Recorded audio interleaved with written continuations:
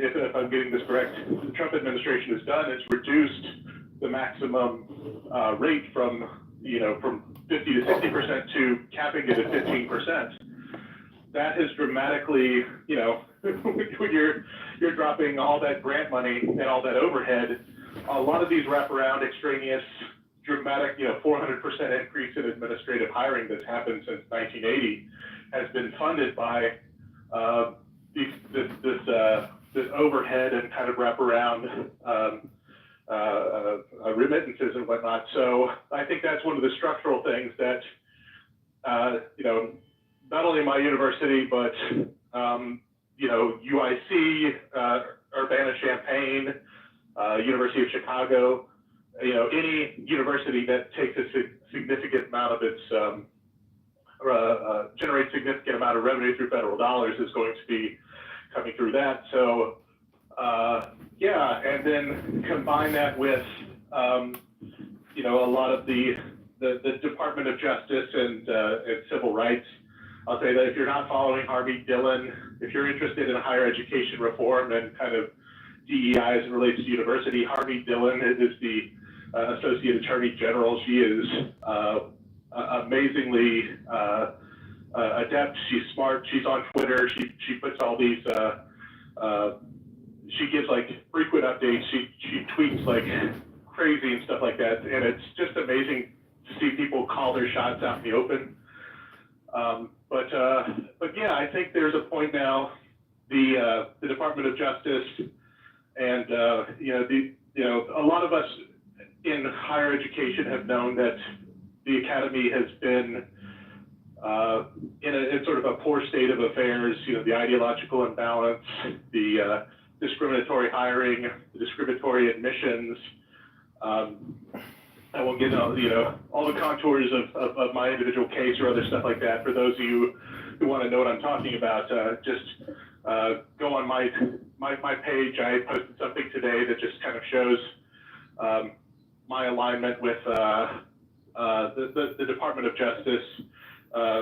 Released some a memorandum to federal agencies on July 29th that states, here are the things that you can't do and still get federal funding. And like, I think 5 out of 6 or 6 out of 7 of those things are all present in my case, but I've got a link to the suit and everything like that, so you kind of know what's going on. But yeah, I think this is an uncertain time for Illinois institutions. It's a fundamental shift in the idea, in the interpretation of civil rights law. I would say that the shift that is happening is a lot more attuned to the original intent of the Civil Rights Act of 1964, colorblind equality, not how it's evolved over time because of things like disparate impact and other sort of, lawsuits and doctrines that have been some informal doctrines that have been, that just have allowed people to operate with impunity. And, frankly, a lot of this stuff has just flown under the radar. It wasn't on any websites. There aren't that many Republicans in higher education administration. They weren't aware of a lot of these programs and stuff that I've been highlighting in my suit. So yeah, I think it's a fundamental change and things are going to get better, but there's definitely some pain in the interim, and I think that you should have a high degree of trust in Harvey Dillon and this new administration. I return to, fairness in admissions, fairness in hiring. I'd say just a super quick summary.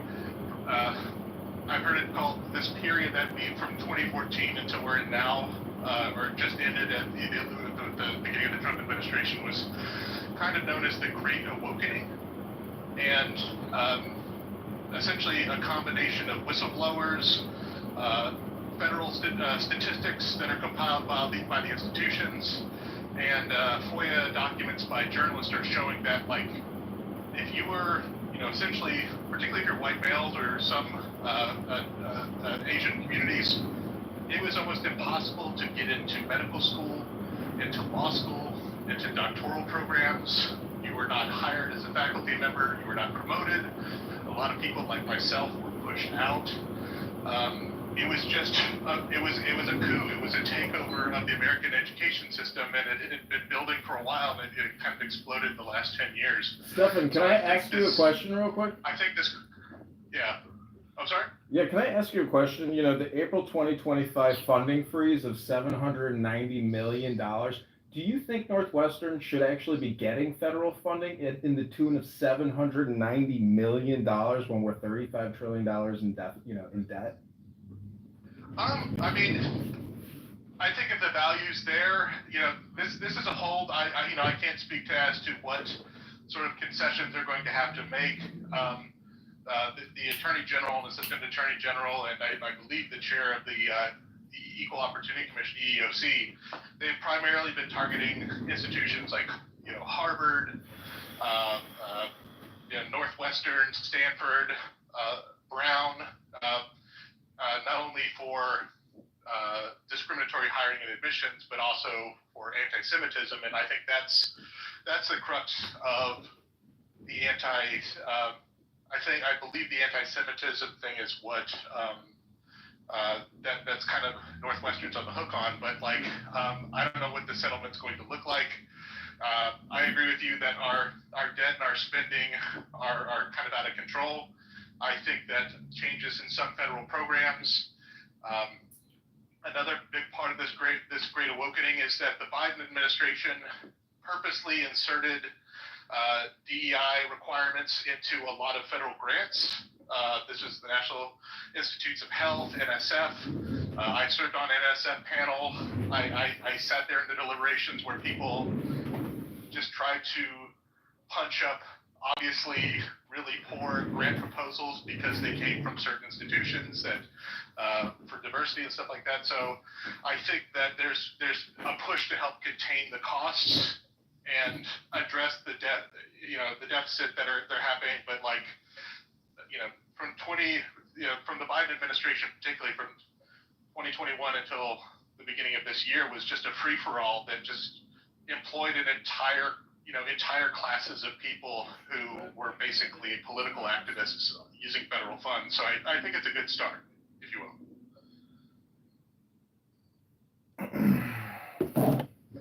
Great, thanks for sharing that, Stephen. I see a few other speakers have come up. Hey, Kyle, Jay Laz. Feel free to ask any questions for Stephen or anything else that you need to bring up. If anybody else wants to come up and has any questions, then please send me a request and I'll get you up here. Stephen, just one last question for you from my side is that I think Illinois, all the universities and colleges have gone to, instead of standardized test scores, optional to required now. I'm correct, right? I'm not sure. I know that a lot of institutions have relaxed those requirements for a while. I know that SATs and even GREs and stuff like that. Right, so it all started with COVID, and I think it was nothing to do with really COVID. They had a tougher time justifying the preferred admissions that they wanted if the scores were submitted, right? And that's why they said, they kind of did away with it.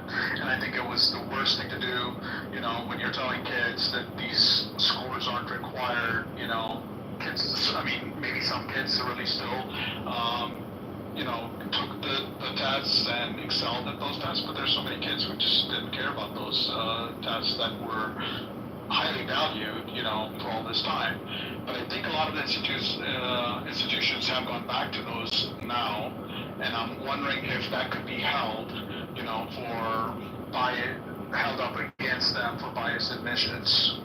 I know what you're talking about because I believe Harvard and Yale have they did the same thing. They're like, oh, we're just going to rely on high school GPA, that SATs and other standardized tests are inequitable and all that other stuff like that. And then I believe they said a third of the entering class of freshmen in either 2024 or 2023 had problems doing advanced high Hit school that level like button. I algebra can't believe there's and 20, reading 35 comprehension, people and watching this. We are on a X large Spaces proportion doing of the a students had conversation never called even Make Illinois read a Great book Again. in its entirety. Week 34. Go to John And, you know, Kitover, Illinois like on in X. Chicago That's public John, schools, Joe-H-N, we see those K-A-T-Over, statistics that, I-L, 9% right now. of students are doing math at grade level, 12% are reading at grade level, but the graduation rate is, I forgot, it's like 90% or something like that. And it's like, you think about it like, well, obviously there's some social promotion. There's just something about that's, when you remove kind of objective means of assessing people's potential for study, and then then just, it's not a great way, to high school GPA based on the politics of K-12 education and the people who are willing to pass people without having competency and stuff like that. It's not a great way of working. I know that another kind of alternative movement, because people are looking for new ways to do stuff. I think Northwestern has proposed doing an alternative where they do. They have students get into like focus groups where they have to discuss some sort of topic, and they have peer evaluations of each other. And I can tell you from teaching program evaluation and stuff like that, like that's a terrible idea. First of all, a high school student knows nothing about actual evaluation and fairness. The research shows that there is a tremendous intra and extra group bias between particularly different ethnic groups, where they tend to systematically downvote certain groups and systematically upvote themselves in ways that are really harmful. So I see that there's kind of this movement to, by a number of educational institutions, to avoid having to try to go back to sort of objective measures, which they feel will disadvantage hurt the ability for them to ensure diversity within their populations or student populations and stuff like that. So yeah, there's a lot of kind of weird kind of changes that are going on now in higher education, and I can't say I understand it all myself, but that's just kind of my take on these things. Well, I hope more change continues. I know, like you said, the first colleges and universities that they're targeting are based on strong display of anti-Semitism, but I hope they can address some of the other issues such as admissions and hiring teachers and professors, and the biases in that too. So let's hope the best. Let's hope for the best. Yeah, and I'll tell you just real quickly that I've seen now, it seemed the administration started with a lot of the elite, top 10 universities, the Harvards, the Yales, the Northwesterns, and stuff like that. But we've seen a lot of activity, particularly recently. UVA is still what they call a public Ivy, but UCLA, you start to see, now that there's a lot of negotiations that are going on between the Trump administration quietly. Not only the Ivies and whatnot, but there's a tremendous staff that's at the Civil Rights Division of the Attorney General's office that they're having universities come forward and say, we messed up, or we don't want to be a target of this, that we're going to implement these kind of compliance things. So we're getting past the elites and the Ivies, and we're now starting to get into more of the kind of, the flagship public universities and perhaps even to some of the regional schools. So I think it was part of the tactic to, if you show that you can do it to Harvard and you show that you can do it to Yale and the most powerful institutions, then you can do it to, down the line and stuff like that. So I think we're starting to see a kind of cascading effect of compliance activities that are going to begin. So if you send your children to these universities, you're probably going to start to see some compliance. I will say that Illinois is not one of those states. They've been very recalcitrant. Their public institutions do not seem to want to do any anticipatory compliance. They do not want to do anything unless they are forced to, and it might, we'll see how it works out, but that's just kind of my thoughts on it. And if you're interested in this, I post a lot of this on my Twitter and stuff like that. So just give me a follow up. Stefan, can I just ask you an all or nothing question? John, hold up for 1 second. Thanks, Steven. Thanks a lot for sharing all that information.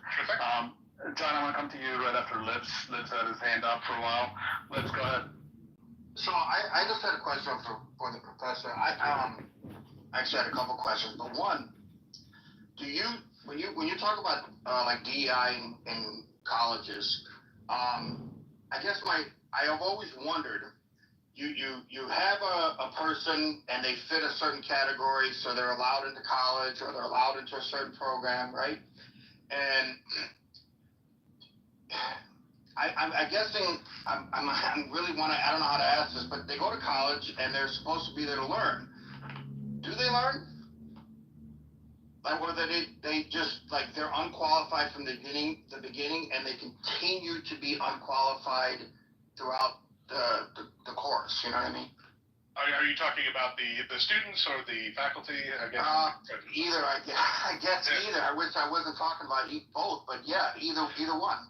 Yeah, I guess, I mean, in my own research for my case, like, and from my own personal experience, because, I was a professor at the University of Illinois Chicago before I moved to Northwestern. Yeah, I mean, it's, first of all, like, it's, admissions, it's probably easier now to get into just about any university than it has probably ever been on all fronts, just because, there's something known as the demographic cliff. So during the 2008, during the Great Recession, a bunch of people just decided, this is going to be one of the worst economic catastrophes, in history or something like that. So people just decided to hold off having kids, and within those kids are now hitting, kind of depressing. About how old I'm getting.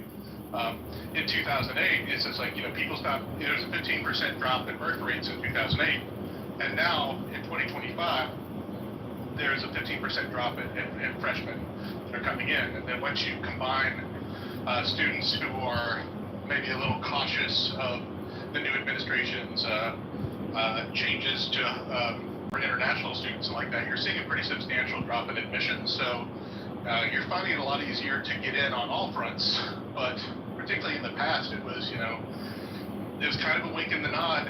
I mean, you can get admitted to the program, but for undergraduate admissions, but Illinois has a tremendous number of illegal scholarships. One or two have already been smacked down in court, but like just the idea that if you're, they state in the documents and on the websites, for a particular, they're for a particular race, which is patently unfair to students. So you might be able to get into a program, but depending on your race, is whether or not you're going to pay full sticker price, full in-state or out-of-state tuition versus having it completely free, but in some cases also having your living expenses and housing covered as well. So yeah, the student quality, research has shown that student quality has decreased, that the average kind of, about every metrics, high school GPA, standardized test score, overall IQ in students has just continued to decline. But yeah, we're exiting a period where the students who have come are less prepared than the ones that preceded them, and that the faculty that are teaching them are not as good as the ones that preceded them as well. So it's kind of a difficult, it's an unfortunate type thing that I witnessed firsthand. So do you think, a follow-up is, do you think that any of, like, to say that DEI hires or DEI students or whatever, does that ever produce productive at level or above level staff or students? Does it, you know what I mean? Does it ever do those people ever make it to the level that the people are actually qualified? I mean, it's hard to say. I would say that a lot of first generation college students, which are a lot of the ones that have kind of benefited from the DI policy, tend to load into particular majors. You know, less likely to be in science, technology, engineering, mathematics, more likely to be in the social sciences and kind of business programs. So, yeah, I mean, there's still a lot of great students that are coming out of there. Our universities, you know, from a math statistical standpoint, that they're a little less qualified and a little less highly performing, a little less studious. And I can tell you, just with the onset of AI, it's you know, I went from like 3 years ago grading what was obviously written by people. You know, I'm not talking about like kind of across institutions. And now I have to, you know, I'm hearing from all sorts of colleagues, and I see a little bit of myself, just, you know, generative AI, you know, Grok, Claude, ChatGPT, all these open AI, is that we went from the beginning of the school year, it's like, you can't use AI, we have to teach you these things, to, all right, now we need to teach you how to use it. You know, a lot of the papers and stuff that are being submitted across all sorts of universities are being AI generated, and I'm just like, what are you going to do if you can't provide value past what a generative AI can do? Then you're never going to find any stability in your, you know, in your professional life, because if AI can do your homework, then AI can do your job. Yeah, I ask because, like, you know, we've all seen the memes of, like, you know, two women or two black guys or whatever are flying an airplane, and they make a big deal about it, and somebody says, well, I'm not getting on that airplane. I've never cared the color, the race, the gender of my pilot, right? But would be, you know, to me, it's like, does that, just because they got in for their DEI reason, does that mean that after schooling and everything that they're still useless? That they're, you know, are they qualified to be a pilot? And or any, you know, any scenario, are they qualified? Because that's what really matters afterwards. Like, yeah, they kind of nudge other people who should have been in that position to get where they're at, but are they actually qualified to do the job after all the schooling? And, you know, I'm not supporting DEI, I'm just wondering if, like, there's any benefit to it whatsoever. Yeah, I mean, I guess it's a bit of a hot potato, but like Brandon said, like, DEI and sort of the policy structure that enabled it was intended to be used for very specific cases, and specific context where there was kind of compelling national interest, and that there was, you know, often judicial oversight that was used to assure that things were not going out of, you know, out of pocket and stuff like that. So, but, you know, over the decades, just what has expanded, you know, it expanded this kind of philosophy about what type of things. But I mean, the way I kind of look at it at DEI is, you know, it's like, you know, it was established in, you know, by some of these presidents, disparate impact and other things back in the 60s, and these philosophies all the way back to, you know, 1964, but it's sort of emerged into this kind of shadow constitution that the norms of higher education and even K-12 education, that the culture of teachers unions and the culture of higher education administrators was standardized through conferences and journals and norms and whatnot, and just kind of created the shadow constitution where they just all basically agreed that we're going to interpret civil rights law in a particular way that didn't meet scrutiny, and it flew under the radar for so long. And now the shock that's happening to the system isn't, you know, there's I don't believe there's any new laws that have been changed. There's not any new, you know, there might be a few different, you know, students are fair admission to Harvard versus Harvard in 2023. There's some court cases, but the shock that's coming is just basically this vibe shift that people are interpreting the law as it's written, not based on this kind of shadow constitution that's been and kind of common interpretation that's been promoted by professional organizations. So are there, I guess a roundabout, I'll close this out. Yeah, I mean, there's good people everywhere. I've met a lot of decent students who come from all sorts of backgrounds and stuff like that. Personally, I'm a veteran. I served 6 years in the Army National Guard. I'm a fourth-generation veteran. I've seen what a model of colorblind equality looks like. When people, it seemed like we were really moving towards that in the 80s and early 90s. And then this kind of militant, postmodern, progressive kind of movement has kind of sought to undermine that. So yeah, there's good people everywhere. I don't know if that kind of answers your question, but I think I'm kind of interested in the grand narratives of how these things came along, and I'm hoping that some of you are interested in that as well. Yeah, I mean, I was asking only because, like, the industry I work in, I'm just going to be honest, sometimes we hire people who, when they originally get hired, I'm just like, I wouldn't trust this person to walk my dog, and 5 years into it, they're considered an expert, and they really are, and I just, I was just wondering, like, does that happen across the board, and especially in higher education? But my last question for you, and I'm sorry to take up so much time, but do you think that the Chicago Teachers Union and other teachers unions are, I know they're destroying politics in Chicago, but are they the ones that are destroying,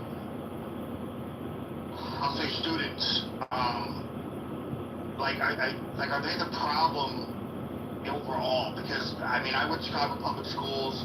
I was lucky enough to go to good enough schools where I didn't have, and I was semi-smart enough to do my homework and pay attention. But do you think that they're the ones encouraging?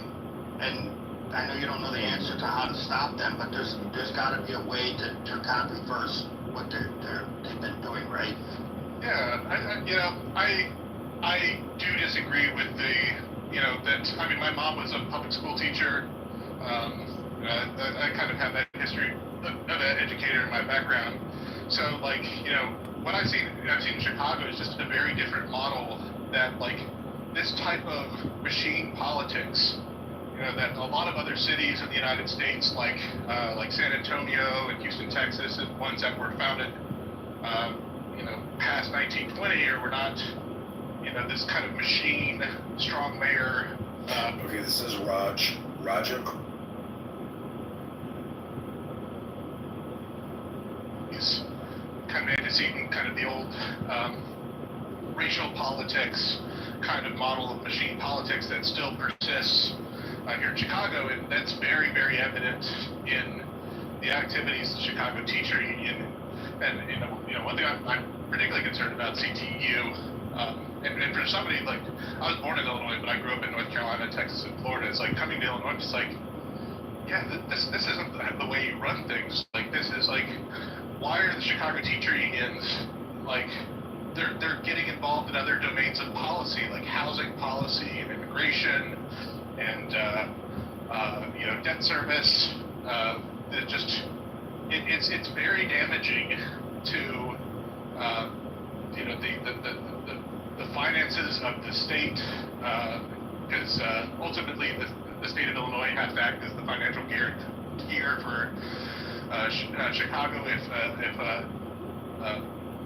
they're economically responsible. But it's I've never seen something like this, seeing people from Chicago teachers unions at the Democratic Socialist conferences. This reactionary libertarian politics that began in the 1960s and continued under Bill Ayers. It's always been a point of contention with me. My dad, particularly, who is a Vietnam era veteran, he's just when I joined UIC, he's Bill Ayers was a terrorist. That the Weather Underground killed 4 people in bombings of New York police headquarters and all these other places like that. And UIC hired him as a professor of education. And I was just always what kind of city has somebody who is an actual for real terrorist who bombed literal facilities and killed numerous people. The organization killed numerous people.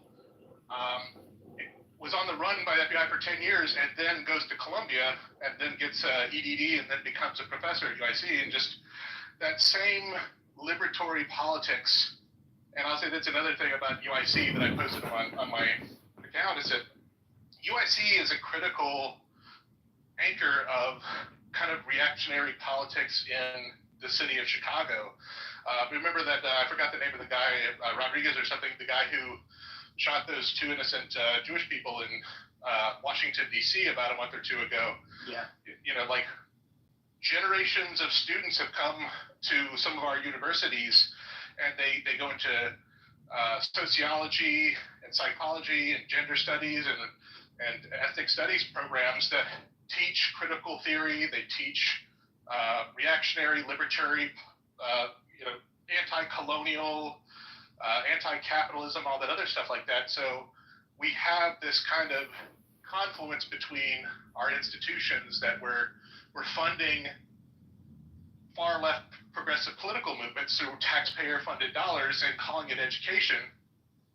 And I do hope that this administration does something about it. Like, my own case notwithstanding, that's not something that's perhaps directly germane to my program, but it's something I've talked about. Is just like, as a veteran, what do I do when I'm a faculty member and I come to a school where people are teaching, destruction of the West and anti-capitalism and taking things down by force and anti-Semitism and stuff like that? It's like our public institutions should not be funding these things.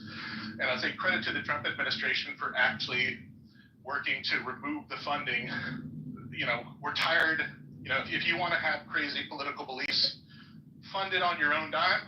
Oh, that's right, you don't have your own dime because it's all taxpayer funded. So cut the head off at the source, the hydra, and it will stop growing back.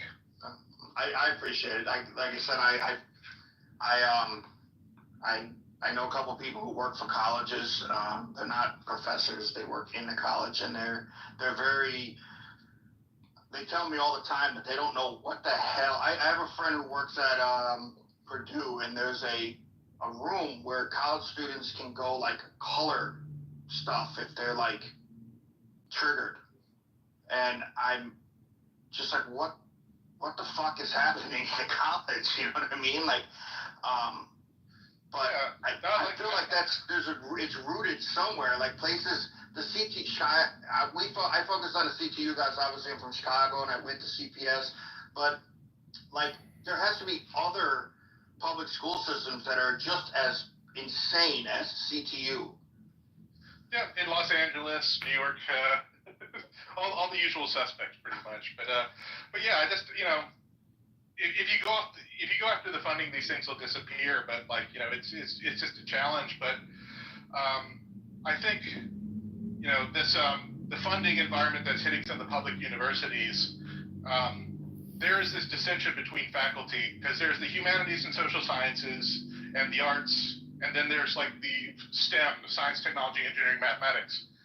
And the people who bring in the big money and the people who really want to just bear down, do science, develop new technologies, aerospace and computer science and all the other stuff like that, they're starting to hit really hard up against the crazies, which are in a lot of the social science departments, who are the ones that are doing all this. And the universities are like, well, the people doing this political protesting, they're not bringing in $5 million National Science Foundation grants, and they're not bringing in $20 million NIH grants. If you want the institution to survive, you better understand where your bread is buttered, where your money's coming from.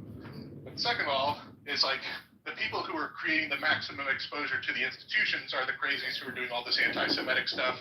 They're doing all their kind of far left politics and stuff like that. So I think there's kind of a come to Jesus movement that's coming up in academia saying, look, we're not going to sacrifice the entirety of an academic institution, its reputation and its function in society, so that you can use this as your postmodern, far left political platform, for taxpayer-funded activism.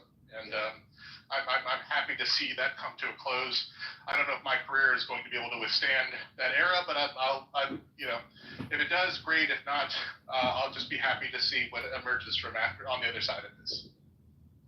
I appreciate you taking the time to answer. Yeah, I appreciate it. I want to make sure I'm not taking too much of the time off from any sort of designated speakers or anything like that. No, you're good, Stephen. I appreciate all your answers, and I'm really happy and encouraged to hear that there's also voice from within the colleges that's coming, to reason, and not just this administration. So, that gives me a little bit slightly higher hope than what I have right now. So that's good to hear. John. Oh yeah, I just want to say quickly. I'll say I don't have tenure. I was a non-tenure track faculty member, and I stood up for this, and I paid the price for doing what is supposed to be normal academic governance. But ultimately, if we're going to have tenure, we're going to need to get those tenured professors, and I think that the dam is broken, the social taboo is broken, that people are starting to stand up now and publicly on social media and stuff say is like, what we did was insane. We can't have science and basic forms of scientific progress that operate under sort of these kind of domains. So I'm happy to see people come forward, but man, it's a scary place being way out on the tip of the spear of it. So. Hey, Stefan, Thank you for coming to my TED Talk. Stefan, Go ahead, John. Yeah, Stefan, I've really enjoyed everything you've said. I think you're hitting all the nails on the head, and I can tell that you're a good professor, and whatever your students, I'm sure, are very lucky and fortunate. And then you sound like a caring person. I've been doing online social audio conversations and debates for the past 5 years, and I use this app called Clubhouse, and we talk to a lot of what they self-describe as liberal, populist, Democrat socialists, or there's a lot of anarchists in these apps. So my question to you, and this is a question I always like to ask people on the far left or the far right, if you were made king of the world, or let's say the governor of Illinois, let's just start at the governor of Illinois. This is like an all or nothing question. If you were the governor of Illinois, what would be your top 3 priorities for we the people? Within the debate of education, or? No, it's an all or nothing question. You're the top dog, the number 1 guy in Illinois. You're the governor. What are your list of priorities for we the people? Okay, so we the people, I guess what the standard things about economic liberty and security, but it's we're the very bottom, I believe, at or near the bottom in job creation. That's really looking at, I think first was right-sizing government. I think that we have a tremendous drain that a lot of the policies that are kind of wrapped around, the economics, the things that are killing business creation and business development is the high tax burden and regulatory compliance burden. Everything from permitting and taxes to just red tape and graft and corruption and whatnot. So to promote greater prosperity and wealth, and to start end this hemorrhaging of population loss. We're surrounded by 3 states that are growing in population and have added hundreds of thousands, if not millions, of jobs, whereas we do that. So I think the number 1 priority is just right-sizing government, deregulatory, sort of, I guess, a deregulatory approach to removing some of the structural things that are impeding economic development. Let's see, number 2, I'm also the linkages between these different policy areas. I'm involved in the higher ed space, but the problem with that links us to our economic development problems is something like 15 or 50% of people who go off to university leave the state of Illinois because our tuition in-state is higher than out-of-state tuition in a lot of places in the country. So you have students. I think the number 1 destination for Illinois students outside of Illinois is Auburn, then the University of Kansas and Iowa and Nebraska. And when those people go to college, they don't come back. So we've had very minor population growth in Illinois, but our population growth has mostly come from immigration, and particularly not what people consider legal immigration. So we're replacing high wage growth. We're replacing our residents, long-term multi-generational residents with multi-generational wealth and advanced degrees, and the ones that are really kind of the gold standard for economic development, and we're replacing them with low-skilled, unskilled, ones that have a higher degree of dependence on the state. And until we get tuition down, Purdue, somebody mentioned Purdue earlier. I read earlier today, Purdue has not upped tuition in 14 years.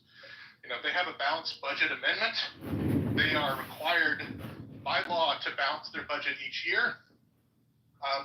I would, I guess that might even be going into my third point. It's like, it'd be a really heavy lift to do in Illinois given the political dynamics, but having a balanced budget amendment and controlling the growth of the state. But it's like a lot of these costs that are associated with keeping tuition high are paying for all these wraparound services, for all these sinecures, for all these kind of, using the university system as a job creation mechanism.